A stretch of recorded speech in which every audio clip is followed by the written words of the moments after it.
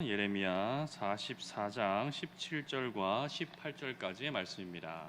우리 입에서 낸 모든 말을 반드시 실행하여 우리가 본래 하던 것 곧 우리와 우리 선조와 우리 왕들과 우리 고관들이 유다 성읍들과 예루살렘 거리에서 하던 대로 하늘의 여왕에게 분향하고 그 앞에 전제를 드리리라. 그때에는 우리가 먹을 것이 풍부하며 복을 받고 재난을 당하지 아니하였더니 우리가 하늘의 여왕에게 분향하고 그 앞에 전제 드리던 것을 패한 후부터는 모든 것이 궁핍하고 칼과 기근의 멸망을 당하였느니라. 아멘. 안녕하세요, 여러분. 반갑습니다. 오늘 또 이렇게 온라인으로 여러분을 뵙게 돼서 아쉽네요. 얼굴 보면서 예배하면 훨씬 더 좋을 텐데, 하지만 또 우리가 코로나를 조심해야 되는 상황이기 때문에 이렇게라도 예배드릴 수 있으면 하나님께 감사드립니다.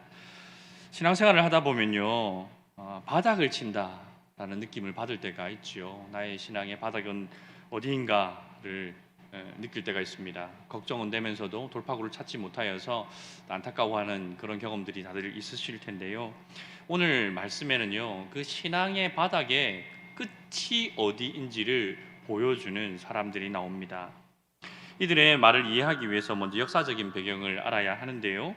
남왕국 유다가 바벨론에 의하여서 멸망을 당하였습니다. 그래서 바벨론 사람들이 예루살렘의 유다 사람들 중에 유력한 사람들은 포로로 잡아갔고요.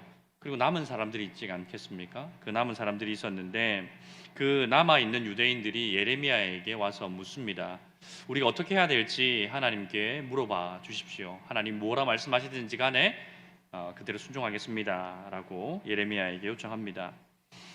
하나님께서 예레미야를 통하여서 유다 땅에 남겨져 있는 이들을 향하여서 말씀하십니다. 너희는 그 땅에 그대로 머물러 있어라. 바벨론이 왕이 세운 그 총독의 지배를 받으면서 계속 그곳에 머물러 있어라 라고 하나님께서 말씀하십니다. 그 얘기를 듣자 이들의 태도가 돌변합니다. 그 전까지는 하나님께서 무엇라 말씀하시든지 간에 그 말씀대로 순종하겠습니다 라고 했던 사람들이 이제 애굽으로 내려가지 말고 그 땅에 계속 머물러 있어라 라고 얘기하니까 예레미야를 향하여서 네가 거짓을 말한다. 하나님이 그럴 리가 없다 라고 말합니다. 그래서 이들은 처음부터 마음속에 애굽으로 내려가는 것을 마음속에 결정을 내렸어요. 이 땅에 머물러서 바벨론의 지배를 받느니 차라리 애굽 땅으로 피신하는 것이 낫겠다.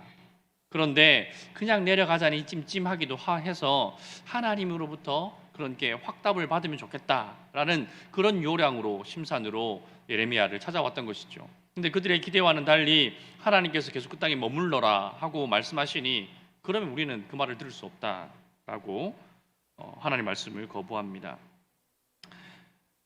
이렇게 그들은 또다시 하나님의 말씀을 거역하고 바벨론이 세운 그 총독을 암살하고요, 그 애굽으로 도망을 갑니다. 그들은 하나님을 나의 피난처로 삼기를 거부한 것이죠. 그리고 애굽을 자기의 피난처로 삼기를 더 기뻐하였습니다. 이들이 내려갈 때에 예레미야도 억지로 끌고 내려갑니다. 예루살렘에서도 신앙생활을 제대로 하지 못했는데 애굽 땅에 내려간 사람들이 신앙생활을 제대로 할 리가 만무하겠지요. 그렇게 하나님께서는 예레미야를 통하여서 그 애굽 땅에 머물러 있는 애굽 땅으로 피난하였던 유다 사람들을 향하여서 심판의 메시지를 다시 한번 선포합니다. 너희들이 그 땅에 머물러서 우상을 숭배하는데 내가 너희들을 향하여서 진노를 바라고 너희들을 심판하겠다. 너희들 중에 살아남은 자들이 없을 것이며 너희는 또 한 번 수치와 또 모욕을 당하게 될 것이다 라고 하나님으로부터 호된 책망을 받게 됩니다. 이 말을 듣고 난 이후의 반응이 오늘 우리가 읽은 말씀입니다. 18절 말씀을 가만히 보면 이들이 자신들의 비극의 원인을 어디에서 찾고 있는지를 알 수 있습니다. 그들은 자신들이 하늘의 여왕을 섬기는 대신에 여호와 하나님을 섬겼더니 우리에게 재앙이 임하고 망하게 되었다라고 주장하죠. 근데 이들이 이렇게 말하는 데는 자기들 나름대로의 근거가 있어요. 그 근거가 어디에 있냐면 그들이 경험한 그 역사를 통하여서 이들이 이렇게 주장하는데요. 유다 말기에 하나님께서 아주 선한 왕 요시야를 세웁니다. 요시야가 성전을 청소를 합니다. 성전이 아주 그냥 방치되어 있었기 때문에 성전이 훼손되고 회파되어서 엉망이었거든요. 그래서 hil기야에게, 제사장 hil기야에게 제사장 그 성전을 좀 청소하고 정비를 좀 하십시오라고 명령을 내리다가, 그래서 그 성전을 청소하다가 뭘 발견했냐면 율법책을 발견합니다. 여러분, 이게 말이 됩니까? 율법책을 청소하다가 발견을 해요. 그럼 그 전에는 율법책이 어디 있는지도 모르는 상태로 그들이 살았던 겁니다. 요시야가 왕이 그 하나님의 말씀을 읽고 난 후에 그 자리에서 바로 자신의 옷을 찢습니다. 우리가 지금 이렇게 이 나라가 이 모양 요꼴이 된 이유가 바로 하나님의 말씀에 순종하지 아니하고 우리가 우상을 섬겼기 때문에 하나님으로부터 징계를 받는 것이구나 라는 것을 깨닫고 온 백성에게를 모으고 그들에게 하나님의 말씀을 들려줍니다. 그리고 백성들이 회개하고 그 땅에 하나님을 향한 영적인 부흥이 다시 한번 일어나게 됩니다. 그래서 유다 말기에 아주 한 줄기 빛과 같은 그러한 소망이 샘솟던 시절이 바로 요시야 왕 시절이거든요. 근데 아쉽게도 당시에 국제 정세는 애굽과 바벨론이 이제 자웅을 다투던 그 시절이었습니다. 누가 더 센가 서로 일촉즉발의 상황이었는데, 그때 이제 애굽과 바벨론이 전쟁을 하기 위하여서 애굽이 출정을 하게 됩니다. 그 지도상으로 보면 애굽이 저기 위에 있는 바벨론과 전투를 하기 위해서는 그 유다를 지나가야 되거든요. 그 요시야 왕은 그때 친애굽 정책이 아니라 친바벨론 정책을 펴고 있었기 때문에 애굽이 자기 땅을 지나서 바벨론과 전투하러 가는 것을 막기 위하여서 전투를 벌입니다. 그것이 무기토 전투인데요. 그 무기토에서 전투를 벌이다가 요시야 왕이 전사를 해요. 정말 소망을 가질 수 있었던 정말 선한 왕이었는데 그 전장에서 죽고 맙니다. 애굽 바로인 느고가 이거 보니까 괘씸하거든요. 이것들이 애굽 우리 편 들지 않고 바벨론을 편을 들어가지고 나의 길을 막았어? 그래, 한번 두고 보자. 그래서 예루살렘으로 진격한 다음에 요시야의 아들이었던 요아스 왕을 3개월 만에 폐위시키고 다른 왕 요야김을 세우게 됩니다. 그때부터 남한국 유다의 국력이 급격하게 쇠락하게 되고요. 결국 여호야긴 시대에 결국 바벨론에 의해서 침략을 당하고 멸망하게 됩니다. 그러니까 그들이 알고 있는 역사는 여기인 거예요. 이렇게 짧은 기간을 두고 보니까 그거 봐, 요시야 왕이 우리가 우상을 숭배하던 그 숭배를 버리고 여호와 하나님을 신앙했더니 왕이 죽고 또 그 다음에 세워진 왕의 아들은 폐위를 당하고 그러다가 국력이 쇠락해지다가 결국 망했잖아. 그럼 뭐야? 여호와 하나님을 신앙하다가 이렇게 망한 거 아니야? 우리나라 말로 바꾸면 뭡니까? 종교를 바꾸면 우환이 생긴다. 이 말이 딱 들어맞는 거죠. 그래서 이 사람들이 그렇게 얘기하고 있는 것입니다. 그래서 그들은 우리가 하늘의 여왕을 섬길 때에 우리는 형통했다. 우리는 재난이 없었고 복을 받고 아무런 걱정 없이 살았는데 우리가 여호와 하나님을 섬기기 시작하였더니 요 모양 요 꼴이 되었다라고 얘기합니다. 그리고 더 기가 안 차는 것은 그들의 진술 가운데 보면 우리 선조들부터 우리 왕들이 우리 고관들이 예루살렘 거리에서 요 하늘의 여왕을 섬길 때에 우리가 형통하였더니라고 말하거든요. 이 말씀을 볼 때 이 백성들이 자기의 정체성을 지금 어디에 찾고 있는 거예요? 여호와 하나님께로부터 찾고 있습니까? 아니죠. 하늘의 여왕이 그들의 정체성의 근간인 거예요. 당시 고대 근동에는 자기들이 섬기는 신이 자기들의 근원이거든요. 그렇기 때문에 이 백성들은 하늘의 여왕으로부터 우리 민족이, 이 나라가 보호를 받았고 은총을 받았는데 그 여왕을 버리고 여호와 하나님을 섬겼더니 이 모양 이 꼴이 되었다, 나라가 망하였다라고 주장하고 있는 거죠. 여러분, 정말 그렇습니까? 아니잖아요. 이 민족이 어떻게 시작하였습니까? 제일 먼저 하나님께서 아브라함을 찾아가셔서 아브라함을 부르시죠. 그리고 그와 언약을 맺습니다. 3가지 복을 약속하시죠. 네가 복의 근원이 될 것이고, 너는 큰 민족을 이루게 될 것이고, 너는 지금 보는 내가 허락한 땅을 차지하게 될 것이다 라는 3가지 약속을 주십니다. 언약을 주시죠.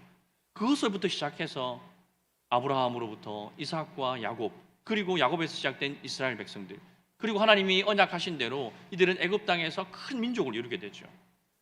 애굽 땅에서 바로의 핍박을 받고 노예살이를 하고 있을 때에 하나님께서 그들의 부르짖음을 들으시고 또 그들의 조상과 했던 그 언약을 기억하시고 애굽 땅에 10가지 재앙을 내리심으로 그들을 출애굽시키시고, 그래서 하나님께서 약속하셨던 땅을 주리라 약속하셨던 그 약속대로 그들이 그 가나안 땅에 정착하고 나라를 이룰 수 있도록 하나님께서 허락하신 것이 바로 이 민족의 시작인 것입니다. 그러니 이 민족의 근원이 어디 있습니까? 이 민족의 정체성을 어디서부터 찾아야 됩니까? 바로 여호와 하나님으로부터 찾아야 되죠. 여호와 하나님으로부터 선택받은 민족이었습니다. 여호와 하나님으로부터 이런 언약을 받은 나라가 없었어요. 민족이 없었습니다. 오직 이스라엘 백성들만 하나님으로부터 선택받았고 그렇게 세워진 나라가 이스라엘이지 않습니까? 그러니 이 백성은 하나님의 백성이요, 이 나라는 하나님의 나라였습니다. 그런데 이들의 고백을 들어보십시오. 원래 우리는 하늘의 여왕을 섬기던 민족이었다 라는 것이 그들의 정체성이 되어 버렸습니다. 여러분, 이들이 왜 이런 지경에까지 이르렀습니까? 이유는 한 가지입니다. 그들이 하나님에 대하여서 알지 못했기 때문입니다. 하나님을 향한 지식이 없었기 때문입니다. 자신들이 어떻게 이렇게 민족을 이루었고 어떻게 이 나라를 세웠는지에 대하여서 전혀 알지 못합니다. 하나님의 말씀을 알지 못하면 이처럼 불신자들처럼 되어 버리는 것이죠. 불신자들뿐만 아니라 오히려 하나님을 멸시하고 하나님을 조롱하는 자가 되어 버리는 것입니다. 그래서 우리가 하나님을 알아가는 지식에 부요해져야 할 이유가 여기에 있는 것입니다. 하나님을 알지 못하면 내가 누구인지 알 수가 없습니다. 나는 누구인지, 나는 어디로 와서 어디로 가는지, 내 인생의 목적은 무엇이고 내 인생의 의미는 무엇인지 그 의미를 찾을 수가 없어요. 인간이 끊임없이 자기를 성찰하고 자기 속을 들여다보아도 그 속에서 무언가 뚜렷한 이유를 발견할 수가 없습니다. 그래서 근대가 시작되면서 사람들이 인간의 이성을 의지하기 시작하고 신은 죽었다라고 얘기하기 시작하면서 인간의 이성을 통하여서 뭔가 우리가 새로운 것을 발견할 수 있을 것이다. 인생의 목적과 삶의 이유, 인간은 누구이고 어디서 와서 어디로 가는지 발견할 수 있을 것이라고 끊임없이 하나님을 떠나서 자신을 탐구한 결과가 무엇입니까? 곧 바로 허무주의에 빠지잖아요. 허무주의에. 아, 허무하다. 아무것도 없구나. 나는 우연히 이 땅에 태어나서 어디로 와서 어디로 가는지 알 수 없는 쾌락주의에 빠지고, 그렇게 하나님을 떠난 사람들은 내가 누구인지 또 내가 어디로 가야 되는지, 내 삶의 목적은 무엇이고 내 인생의 목표가 무엇인지 알 수가 없는 것이죠. 그러면 어떻게 되겠습니까? 자기 소견에 옳은 대로 사는 거예요. 자기의 욕망에 이끌리는 발을 따라서 살아갑니다. 자기의 욕망을 만족시켜 주는 것들을 원하고 바라고 또 그것들이 우상이 되어서 그것을 우상으로 섬기며, 보아라! 저것이 내 삶의 목표이고 저 하늘의 여왕을 섬기는 것이 나의 삶의 정체성이다. 나는 그렇게 시작되었고 그를 섬기며 살아가는 것이 내 인생의 전부다 라는 지경에까지 이르게 되는 것입니다. 나를 지으신 이를 알지 못하면 내 삶의 주인은 내가 되어버리는 것이죠. 이 세상과 이 세상에 있는 것들을 욕망하면서 여호와 하나님과는 상관없는 삶을 살아가게 되는 것입니다. 그럼 여러분, 우리가 신앙의 바닥을 칠 때, 내가 하나님으로부터 점점 멀어지고 있다고 느낄 때에, 그래서 어떤 위기감이 내 속에 있지만 어찌할 바를 알지 못할 그때에 우리가 해야 될 첫 번째 그 탈출 방법이 무엇이겠습니까? 바로 여호와 하나님을 알아가는 지식에서 자라가는 것, 부요해지는 겁니다. 하나님의 알아가는 지식을 쌓아야만 우리가 그 신앙의 바닥을 딛고 다시 회복할 수 있습니다. 하나님을 알아야 내가 누구인지 알 수 있고, 내가 누구인 줄 알아야 어떻게 살아야 할지, 무엇을 해야 될지 알 수 있는 것이지 않습니까? 하나님은 우리의 창조주이십니다. 하나님은 내 삶의, 우리의 삶의 주인이십니다. 나는 그분의 피조물이고 나는 그분의 소유입니다. 이것이 성경이 우리에게 알려주는 내가 누구인지에 대한 진리이지요. 하나님께서는 이 진리를 우리들에게 끊임없이 말씀하시고 그 진리 속으로 다시 돌아오기를 원하시고 계십니다. 이 백성들이 하나님을 떠나서 하늘의 여왕을 향하여서 분향할 때에 그들이 형통했다라고 말하던 그때에도 하나님은 이 백성들을 향한 일을 쉬지 않으셨습니다. 끊임없이 선지자들을 보내셔서 하나님의 말씀을 들려주고 그들이 다시 하나님께로 돌아올 수 있도록 하나님께서는 계속해서 일하셨어요. 하지만 이 백성들이 들을 귀가 없어서 하나님의 말씀을 듣지 못하고 계속해서 강팍하게 계속해서 하나님과 멀어지는 길을 선택하였습니다. 그러니까 이들이 하나님의 여왕을 섬길 때 그들이 형통했다라고 기억하는 추억하는 그때에도 하나님께서는 가만히 계셨던 것이 아니라 이 백성을 향하여서 끊임없이 돌아올 수 있도록 일하고 계셨던 것이죠. 단지 그 백성들이 깨닫지 못하였기 때문입니다. 그때 그들이 형통하고 복을 받았고 재앙이 없었다라고 얘기하죠. 그 시간이 어떤 시간이냐면 하나님께서 그 백성들을 향하여서 오래 참으시는 시간이었어요. 왜 참으십니까? 하나님께서 그들이 하나님을 멀리할 때에 우상을 섬기는 그 순간순간마다 하늘에서 번개를 내리치시거나 하나님이 그 역병을 돌게 하시거나 그렇게 징계를 즉각적으로 일으키셨다면 그들이 떠나지 않았을 텐데 하나님께서 그냥 두고만 보고 있으니까 바라만 보고 있으니까 이 백성이 이 지경 이 모양이 된 거 아닙니까? 라고 생각하실 수 있을 텐데요. 만약에 여러분 우리가 뭔가 잘못할 때에 내가 하나님 앞에 순종하지 못할 때에 그때마다 하나님께서 족족 내 삶에 즉각적으로 개입하셔서 나에게 징계를 내리시고 나에게 회초리를 든다고 생각해 보십시오. 살 수 있겠습니까? 못 삽니다. 하나님께서 우리를 향하여서 인내하시고 참아주시는 그 사랑의 시간이 없다면 우리는 아마 하나님께 두들겨 맞아서 살 수 없을 겁니다. 하나님께서는 자기 백성이 하나님을 조금 멀리하고 불순종하고 믿음에 떨어질 그때라도 하나님께서는 사랑으로 인내하고 기다려주십니다. 마치 아버지를 떠났던 그 탕자를 기다리는 그 아버지의 심령으로 탕자가 돌아오기를 기다리는 아버지의 심정으로 우리가 다시 하나님께로 돌아오기를 하나님께서는 인내하고 참고 기다리시는 거죠. 그냥 마냥 주저앉아서 동구밖에 그냥 주저앉아서 기다리는 것은 아닙니다. 하나님께서는 끊임없이 우리에게 말씀하십니다. 구약시대에는 선지자를 보내어서 우리들에게 말씀하셨던 것처럼 이 신약시대를 살아가는 우리들에게는 하나님의 말씀인 성경을 통하여서 또 예배 시간에 선포되어지는 하나님의 말씀을 통하여서 또 우리가 기도할 때에 성령께서 주시는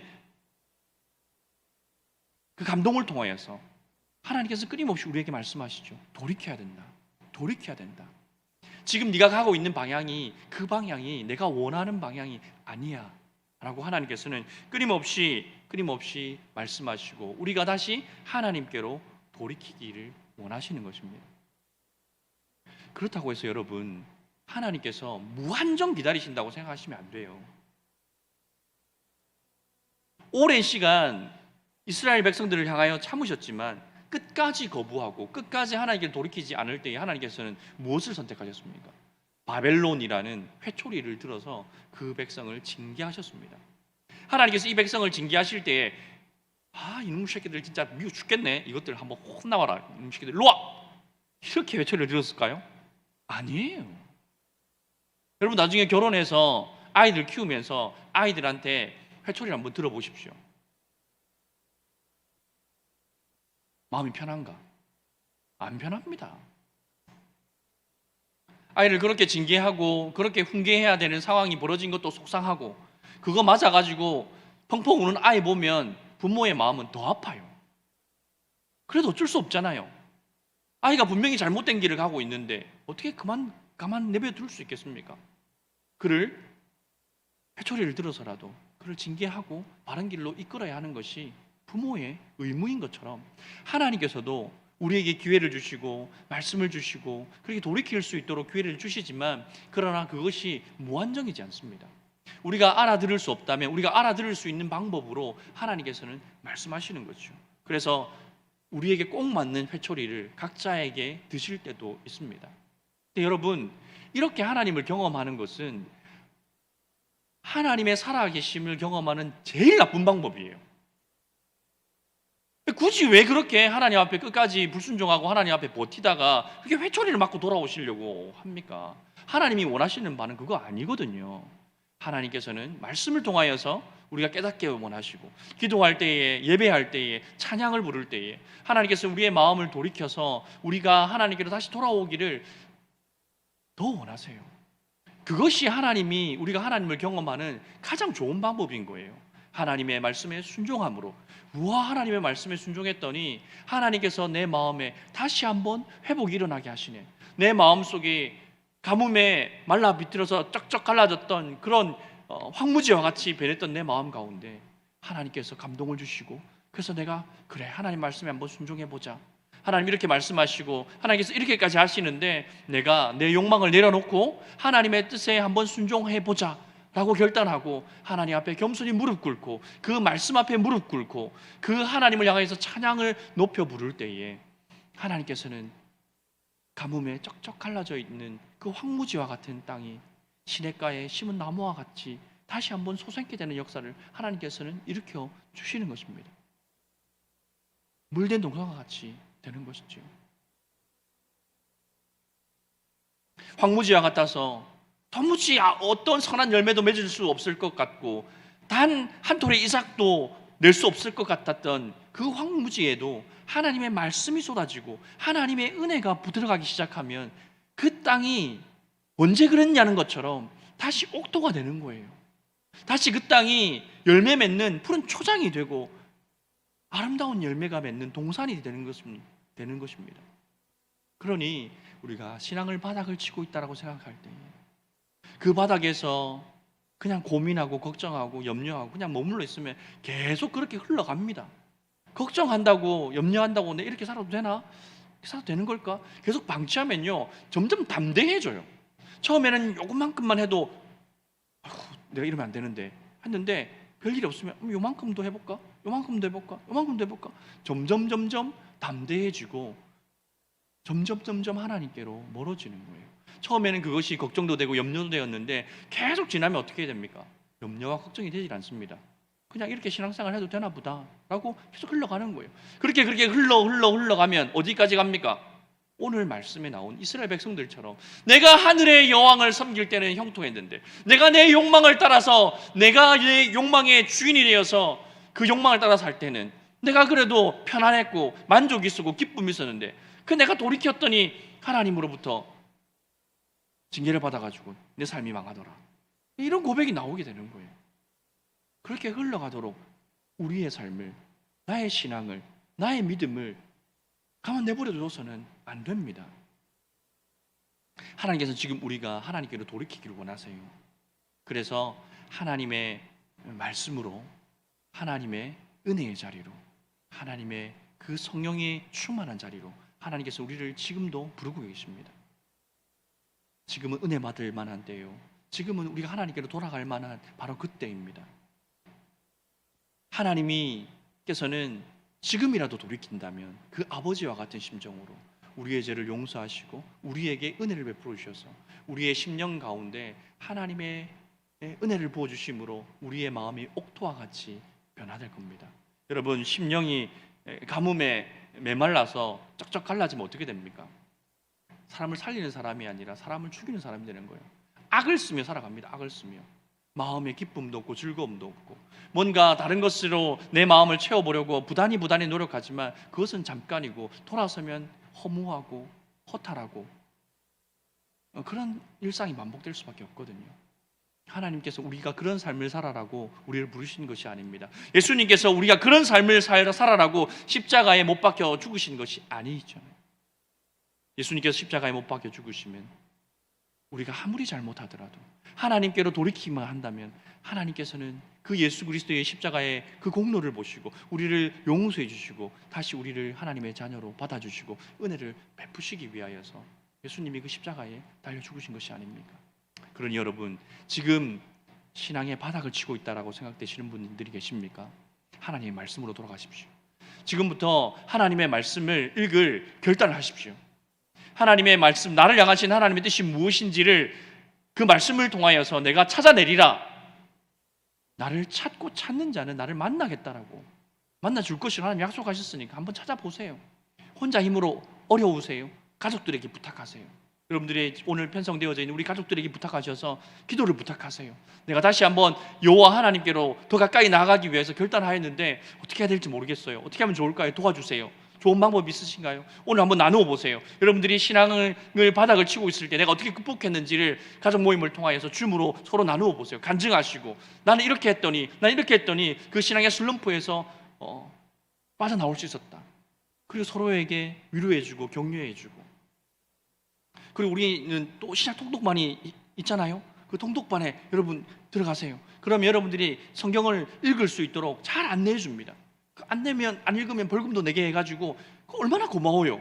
여러분들이 신앙을 위해서 벌금까지 걷어가면서 그 여러분들의 그 하나님 말씀 속으로 들어갈 수 있도록 안내해 주는 그 좋은 또 우리 신약 통독반이 있으니까 그 통독반에 들어가시고, 그래서 하나님의 말씀을 읽고 그 하나님의 은혜가 쏟아지는 그 자리에 머물고 하나님께 기도하고 하나님을 찬양할 때에 메말라 있던 우리의 심령이 어느덧 하나님의 은혜의 강물이 흘러 들어와서 다시 옥토가 되고 물된 동산과 같은 그런 아름다운 모습으로 변화되는 것입니다.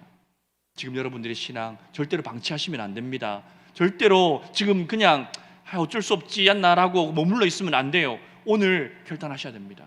오늘 내가 무엇을 할 것인지, 내 이 신앙의 바닥에서 벗어나기 위하여서 내가 무엇을 해야 될 것인지 오늘 함께 기도하면서 하나님께서 무엇을 원하시는지 여쭤봅시다. 그리고 하나님 말씀하시면 하나님 내가 한번 순종해 보겠습니다.